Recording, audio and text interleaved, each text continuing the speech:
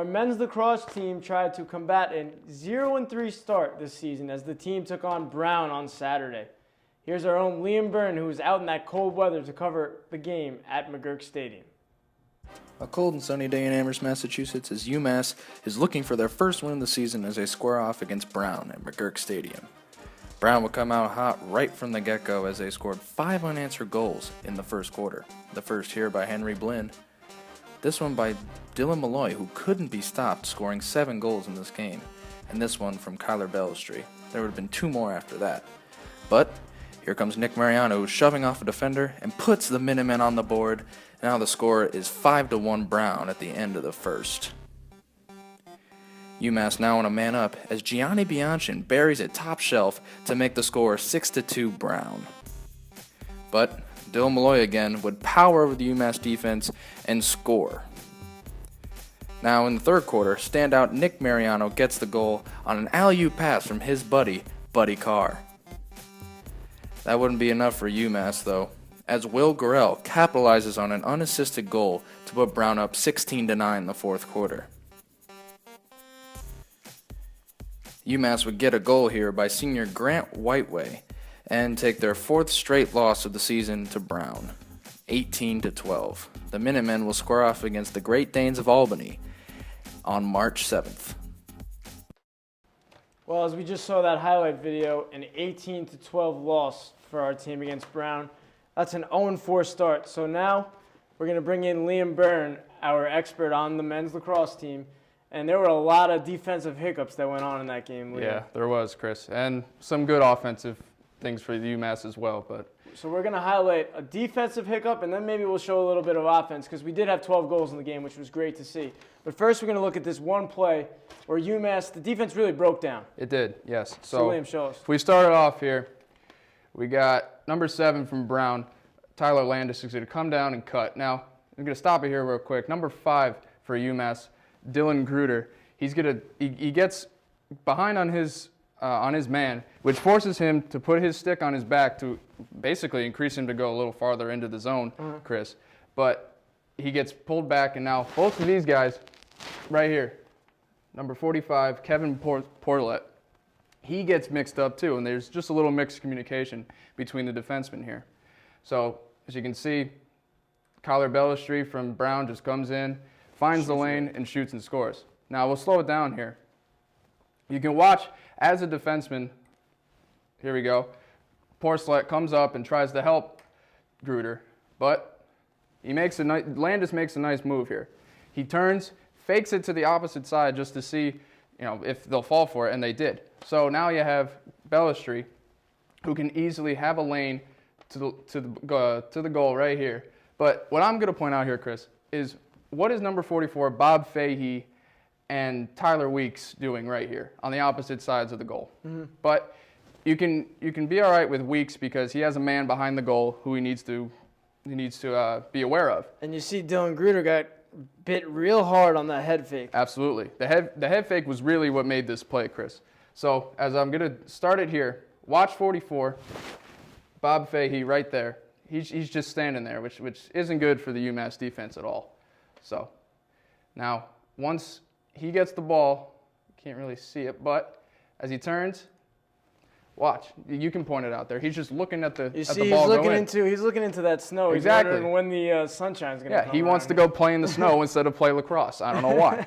So that's just the defensiveness breakdown was just not good for UMass right there, and they were all looking at the ball, and the miscommunication with the 2 defensemen was really what broke down this defense, Chris. Well, we definitely saw it there. We see a bunch of guys looking out into space, especially this guy right over here, Tyler Weeks.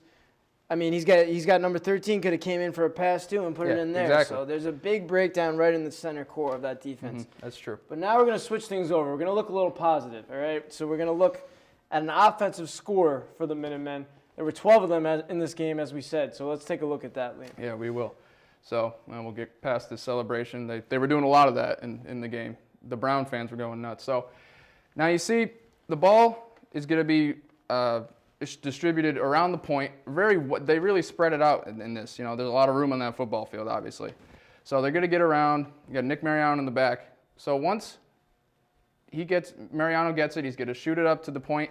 That's a great goal. It's a great goal. A great goal. It's a good goal for the Minutemen because it kept the defense on their feet. Brown was on their feet the whole time, looking, seeing where the defense was and where the ball was. It's like in basketball. You have to have a help D, got to know where your man is and the ball.